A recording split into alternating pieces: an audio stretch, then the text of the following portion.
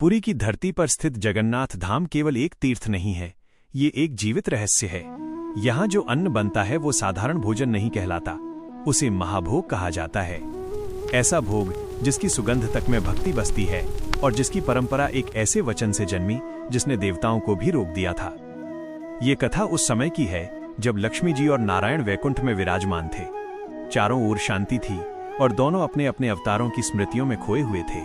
तभी लक्ष्मी जी ने धीरे से कहा कि जब आप राम बनकर वन में रहे तब मैंने आपके लिए भोजन बनाया, पर वो भोजन मेरी पूरी शक्ति और प्रेम का प्रतीक नहीं बन सका।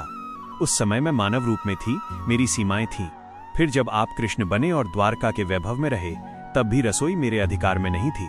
वहां अनेक रानियां थी, राजसी व्यवस्था थी, पर मुझे अपने हाथों से आपको हर दिन भोजन परोसने का अवसर नहीं मिला। नारायण मुस्कुराए और बोले कि यदि ऐसा है तो इसका समाधान भी होगा। पृथ्वी पर एक ऐसा स्थान बनेगा जहां मैं स्थिर रूप में निवास करूंगा और तुम स्वयं मेरे लिए भोजन बनाओगी।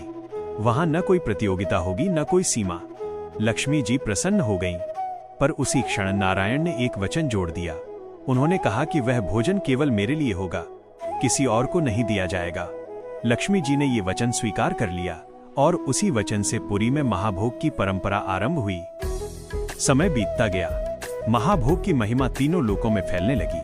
एक दिन ब्रह्मा स्वयं पुरी आए।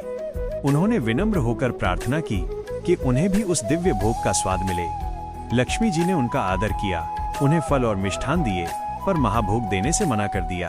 कुछ समय बाद महादेव भी आए। उन्होंने कोई आग्रह नहीं किया, केवल आदर पूर्वक इच्छा प्रकट की, पर उत्तर वही रहा, यह भोजन केवल नारायण के लिए है। दोनों देवता मौन होकर लौट गए। वचन अटल था। फिर एक दिन नारद मुनि यात्रा पर थे। रास्ते में उन्हें कीर्तन की मधुर ध्वनि सुनाई दी। एक साधारण भक्त प्रभु का नाम गा रहा था और कीर्तन के बाद सभी को थोड़ा सा प्रसाद बांट रहा था। नारद ने भी वह प्रसाद ग्रहण किया। वो स्वाद इतना दिव्य था कि नारद का हृदय भराया। उसी क्षण उनके मन में विचार उठा कि यदि ये साधारण प्रसाद इतना आनंद दे सकता है तो जगन्नाथ का महाभोग कैसा होगा। भक्त ने उन्हें महाभोग की कथा सुनाई कि कैसे देवताओं तक को वो प्राप्त नहीं हुआ।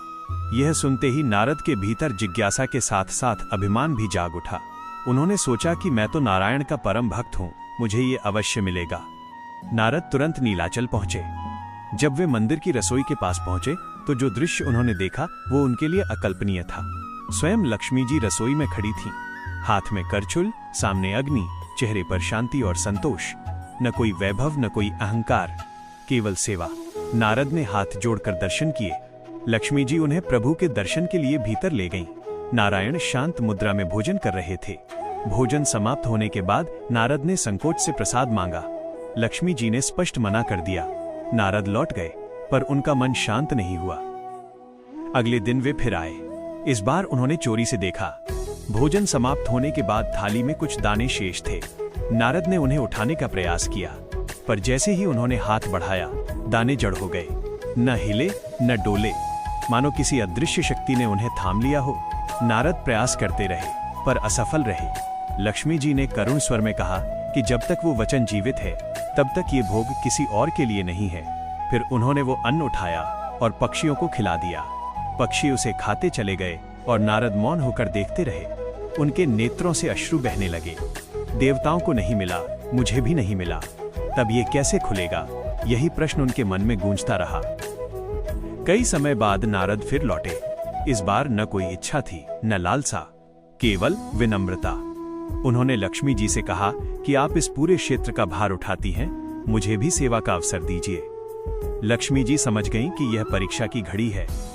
उन्होंने नारद को वन से ईंधन लाने को कहा। नारद ने आज्ञा मानी। फिर उन्होंने भोजन बनाने की विधि जानने की इच्छा प्रकट की। लक्ष्मी जी मुस्कुराईं और उन्हें रसोई में ले गईं। उन्होंने मिट्टी के अनेक पात्र एक के ऊपर एक रखे, हर पात्र में अलग सामग्री। फिर पूरे ढेर को चूल्हे पर रखा। न धुआं उठा, न कुछ जला। ऊपर का पात्र पहले पका, फिर क्रम से नीचे के। कुछ ही समय में पूरी रसोई दिव्य सुगंध से भर गई।